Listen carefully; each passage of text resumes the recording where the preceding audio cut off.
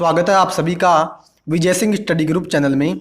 मैं विजय सिंह और मित्रों आज हम चर्चा करेंगे डीलिमिटेशन कमीशन के बारे में, यानी जो परिसीमन आयोग होता है आखिर वह क्या है, क्यों गठित किया जाता है। ठीक है, ऑल अबाउट आज हम चर्चा करने वाले हैं डीलिमिटेशन कमीशन के बारे में। ठीक है, जितनी भी अगर आपकी कोई कन्फ्यूजन है वो आपकी आज दूर हो जाएगी। ठीक है, तो जितने भी व्यूअर्स इस वीडियो को सुन रहे हैं उन सभी से मैं कह दूं कि अभी तक आपने चैनल को सब्सक्राइब नहीं किया है, आप जरूर से चैनल को सब्सक्राइब कर लेना और पास के नोटिफिकेशन बेल के ऑल के बटन पर जरूर क्लिक करना ताकि मेरी सभी वीडियो का नोटिफिकेशन आपको मिल जाएगा। ठीक है फ्रेंड्स, तो देखिए क्या करा है, चर्चा में क्यों रहा है मामला। और देखो क्या कहता है, लोकसभा अध्यक्ष के द्वारा 15 सांसदों को परिसीमन आयोग के सहयोगी सदस्य के रूप में नाम निर्दिष्ट किया। यानी मित्रों जो हमारे लोकसभा अध्यक्ष हैं, ठीक है, उन्होंने क्या किया, 15 जो सांसद है उसको परिसीमन आयोग में जो है मनोनीत किया गया है। ठीक है, देखो क्या कहता है परिसीमन आयोग आखिर है क्या, हम डिटेल से चर्चा करने वाले हैं। परिसीमन का अर्थ देखो पहले तो क्या होता है। देखो परिसीमन का अर्थ है, परिसीमन का शाब्दिक अर्थ है किसी देश या प्रांत या राज्य में विधायी निकाय वाले प्रादेशिक निर्वाचन क्षेत्रों की सीमा तय करने की क्रिया या प्रक्रिया। यानी मित्रों सिंपल सा मतलब आप ये समझ लेना कि भारत देश में कितनी लोकसभा सीटें होगी, कितनी विधानसभा की सीटें होगी। ठीक है, या हमें विधानसभा सीटों को बढ़ाना है, यानी जो हमारे लोकसभा क्षेत्र हैं और जो विधानसभा क्षेत्र हैं उनको हम बढ़ाते हैं ना या कम करते हैं, तो इसका मतलब ही होता है डिलिमिटेशन। यानी परिसीमन हमने उसका किया है। बढ़ाया जाता कब, जब भी नई जनगणना होती है ना मित्रों, तो नई जनगणना के बाद हम जो हमारे विधानसभा क्षेत्र और लोकसभा क्षेत्र इनकी सीटों की संख्या में वृद्धि करते हैं, क्योंकि मित्रों हमारी जनसंख्या बढ़ जाती है और जनसंख्या बढ़ने के कारण हम जो है फिर विधानसभा और लोकसभा क्षेत्रों को भी बढ़ाते हैं। क्लियर है। अब देखो संवैधानिक अधिदेश की अपन चर्चा करने वाले कि संविधान कौन कौन से में बातें बताता है। देखो अनुच्छेद 82 में कुछ बात बता रहा है। क्या बता रहा है, संसद प्रत्येक जनगणना के उपरांत परिसीमन अधिनियमन करती है जिसके तहत परिसीमन आयोग का गठन किया जाता है। वही तो मित्रों मैंने अभी आपसे चर्चा की कि जब भी हम जनगणना करते हैं तो जनगणना के बाद हम एक परिसीमन एक्ट लेकर के आते हैं, यानी परिसीमन अधिनियम संसद लेकर के आती है और उसके माध्यम से हम क्या करते हैं, हम परिसीमन आयोग यानी डीलिमिटेशन कमीशन का गठन करते हैं। क्लियर है।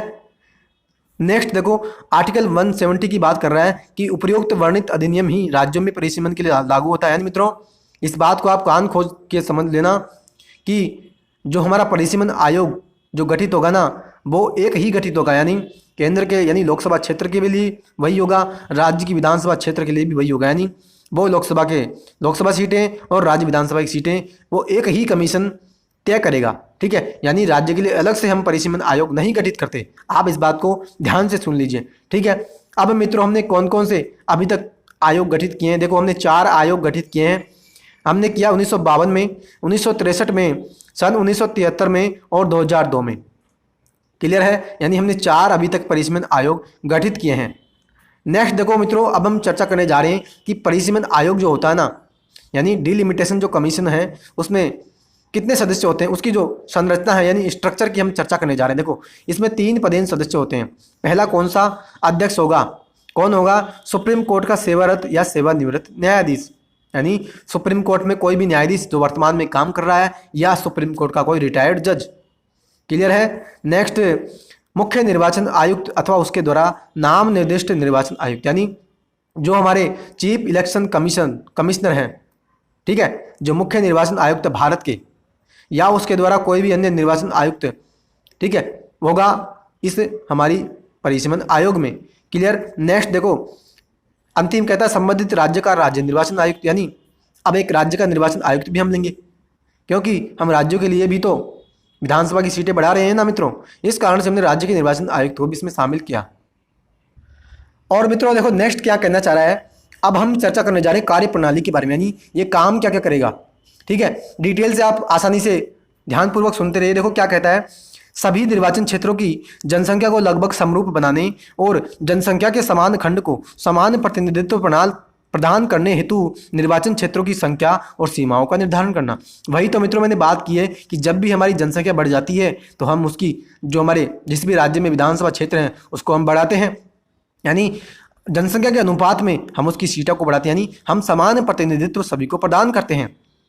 क्लियर है। अनुसूचित जाति जनजातियों के लिए आरक्षित सीटों या स्थानों को चिन्हित करना, यानी SC ST को जो हम सीटें देते हैं ना मित्रों, रिजर्वेशन जो हमने दिया है विधानसभा में और लोकसभा में, ठीक है, तो वो जो सीटें हम देते हैं वो भी यही हमारा डिलिमिटेशन कमीशन ही निश्चित करेगा, यही तय करेगा कि कितनी सीटें हम उसको देंगे। यानी जब भी जनगणना होगी, जनगणना के बाद जब भी हम परिसीमन आयोग गठित करेंगे तो हम उसकी सीटों में वृद्धि करते हैं, क्योंकि जाहिर सी बात है कि जनसंख्या बढ़ती ही है।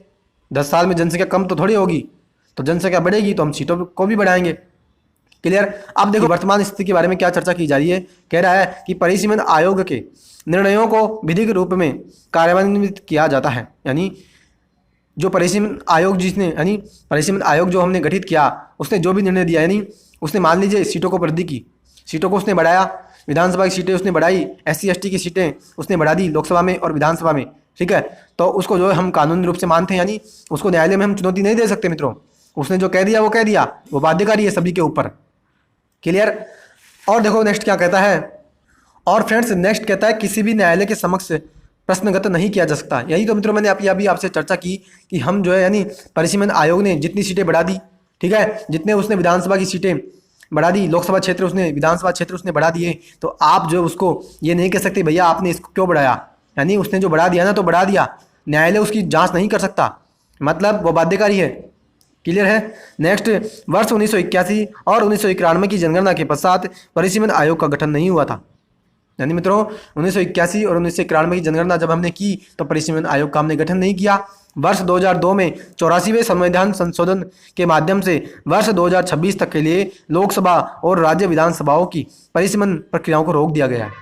यानी मित्रों मैं आपसे अगर चर्चा करूँ ना मित्रों, क्या हुआ कि 2002 में फिर हमने जो है 84वां संविधान संशोधन अधिनियम लेकर के आए, ठीक है, और उसके माध्यम से हमने एक पाबंदी लगा दी, क्या कि 2026 तक हम जितनी भारत में सीटें हैं चाहे लोकसभा की और विधानसभा की वो उतनी ही रहेगी। अब मित्रों क्यों, देखो आसान भाषा में मैं आपको समझाता हूँ, डिटेल से आप सुनिएगा, ठीक है। ऐसा हुआ कि 2002 में हमने ये संविधान संशोधन लेकर के आए, ठीक है, और हमने क्यों परिसीमन आयोग गठित नहीं किया, हमने क्यों पाबंदी लगाई। देखो क्या हुआ, 1971 की जो जनगणना, यानी हम वर्तमान में, यानी हमने जो वर्तमान में सीटें हैं ना भारत में लोकसभा की और विधानसभा की, ये हमने 1971 की जनगणना के आधार पर निश्चित की। अब क्यों, क्योंकि मित्रों 1971 में जो जनगणना हमने की थी ना, उस समय भारत के जितने भी राज्य हैं थे ना उस समय, तो उन सभी राज्यों की जनसंख्या जो थी वो एक लगभग समान थी, यानी लगभग समान थी।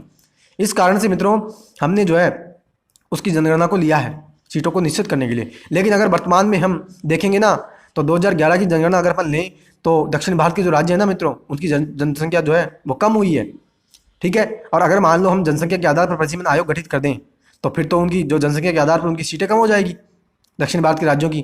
तो दक्षिण भारत के राज्य क्या तर्क देते हैं कि भैया हमने तो जनसंख्या को कम किया है, क्योंकि भारत देश में तो जनसंख्या वृद्धि हो रही थी और हमें तो जनसंख्या, यानी हमने तो जनसंख्या को कम किया है, हमने तो अच्छा काम किया है, और आप जो है अच्छे काम का हमारे को ये सिला देंगे, आप हमारी विधानसभा की और लोकसभा की सीटों को कम करेंगे, ये तो हमारे साथ नाइंसाफी होगी। इस कारण से मित्रों 1971 की जनगणना अभी तक हमने ले रखी है और उसी के आधार पर हमने पाबंदी लगा रखी कि भैया 2026 तक तो हम हमारी सीटों को वृद्धि, यानी हमारी सीटों को बढ़ाएंगे ही नहीं जितनी है। यानी लोकसभा में 543 है, ठीक है, यानी टोटल 545 है, 2 हम जो है आंग्ल भारतीय को मनोनीत करते थे, लेकिन वो भी हम मनोनीत नहीं करेंगे। अब आने वाले समय में जब भी चुनाव होगा 545 सीटों के लिए हम लोकसभा में चुनाव करेंगे, 245 सीटें हमारे राज्यसभा में हैं और अलग अलग राज्यों में अलग अलग सीटें हैं। क्लियर है। तो आई होप मित्रों आपको आज ये बात अच्छी तरीके से समझ में आई होगी। मैं आशा करता हूँ कि आपको आज का लेक्चर अच्छा लगा होगा। आप अपनी प्रतिक्रिया कमेंट बॉक्स में जरूर दीजिएगा कि आपको लेक्चर कैसा लगा, ठीक है। और मित्रों कंप्लीट भारत की राज व्यवस्था यानी इंडियन पॉलिटी की क्लासेज मेरे यूट्यूब चैनल पर चल रही है, अभी डिटेल से मैं इसी प्रकार से समझाता हूँ। क्लियर। तो आप जरूर से मेरे लेक्चर्स को सुनिए और मित्रों सब्सक्राइब आप जरूर कर लेना, क्योंकि सब्सक्राइब किए बिना मेरी वीडियो आपके पास नहीं पहुंचेगी, ठीक है। तो फ्रेंड्स अब हम मिलते हैं अगले लेक्चर में, तब तक के लिए हैव अ नाइस डे। जय हिंद, जय भारत, वंदे मातरम।